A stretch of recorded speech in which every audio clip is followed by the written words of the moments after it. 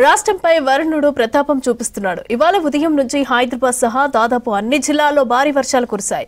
ఇక రేపు కూడా రాష్ట్రానికి రెడ్ అలర్ట్ ఇచ్చింది ఐఎండీ. బంగాళాఖాతంలో ఏర్పడిన అల్పపీడనం మరింత బలపడే అవకాశం ఉందని తెలిపింది. దీని ప్రభావంతో అత్యంత భారీ వర్షాలు కురుస్తాయని హెచ్చరించారు అధికారులు.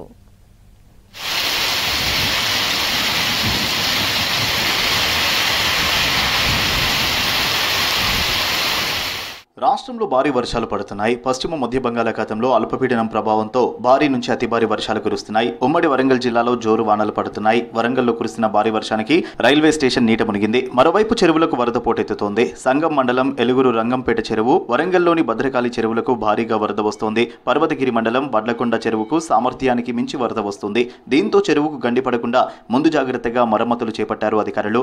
అటు మహబూబాబాద్ జిల్లా వ్యాప్తంగా కుండపోత వానలు పడుతున్నాయి. భారీ వానలతో గుంజెడు మున్నేరు, పాకాల వాగులకు వరద పోటెత్తుతుంది. వాగుల దగ్గర బారికేడ్లు ఏర్పాటు చేసి బందోబస్తు నిర్వహిస్తున్నారు పోలీసులు.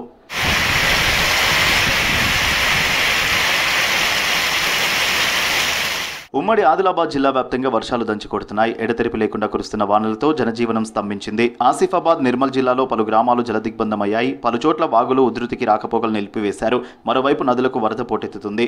పెన్గంగా నదికి క్రమక్రమంగా వరద ప్రవాహం పెరుగుతుంది. దీంతో లోతట్టు ప్రాంతాల ప్రజలు ఆందోళన చెందుతున్నారు. ప్రాణహిత నది పరివాహక ప్రాంతాల్లో ప్రాణ నష్టం జరగకుండా ప్రజలను అప్రమత్తం చేశారు అధికారులు. అటు మంచిర్యాల, పెద్దపల్లి జిల్లాల్లోనూ భారీ వర్షాలు కురుస్తున్నాయి. మంచిర్యాల జిల్లాలో భారీ వర్షాలు కురిసే ఛాన్స్ ఉండడంతో స్కూళ్లకు సెలవు ప్రకటించారు కలెక్టర్.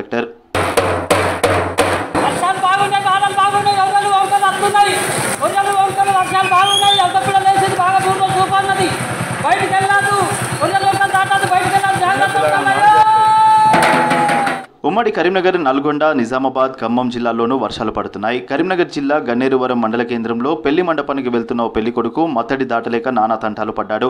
గన్నేరువరంలోని మండపానికి వెళ్లే రూట్లో ఊర చెరువు ఉధృతంగా ప్రవహిస్తోంది. దీంతో పెళ్లి కొడుకుని భుజాలపై ఎత్తుకుని మత్తడి దాటించారు బంధువులు.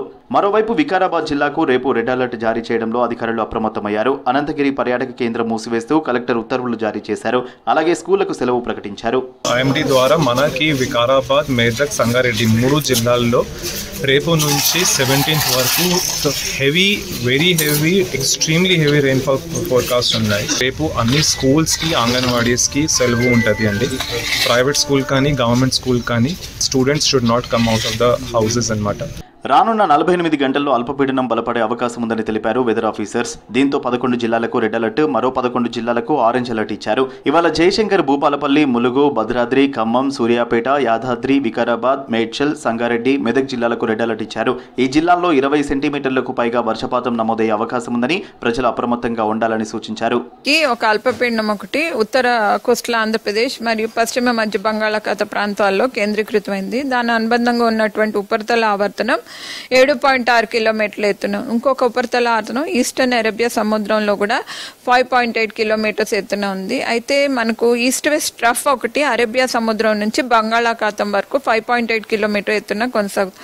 సో ఈ ట్రఫ్ అది మనకి తెలంగాణ మీదుగా కొనసాగుతూ ఉండటం వల్ల ఇంటెన్సిటీ అది ఎక్కువగా ఉంది. సో వీటి యొక్క ప్రభావం వల్ల మనకు రానున్న 5 రోజుల వరకు కూడా తెలంగాణలో విస్తారంగా వర్షాలు కురిసే అవకాశం ఉంది. రేపు 3 జిల్లాలకు రెడ్ అలర్ట్ జారీ చేసింది ఐఎండీ. మెదక్, సంగారెడ్డి, వికారాబాద్ జిల్లాలో అత్యంత భారీ వర్షాలు కురుస్తాయని హెచ్చరించారు అధికారులు. నిర్మల్, నిజామాబాద్, కామారెడ్డి, భూపాలపల్లి, ములుగు, భద్రాద్రి, మహబూబాబాద్, సూర్యాపేట్, మేడ్చల్ జిల్లాలకు ఆరెంజ్ అలర్ట్ ఇచ్చారు. ఉత్తర తెలంగాణలో వర్షం తీవ్రత ఎక్కువగా ఉంటుందని తెలిపారు. భారీ వర్షాలతో పాటు గంటకు 40 నుంచి 50 కిలోమీటర్ల వేగంతో ఈదురుగాలులు వీస్తాయన్నారు. తక్కువ సమయంలో ఎక్కువ వర్షపాతం నమోదయ్యే ఛాన్స్ ఉందని చెప్పారు.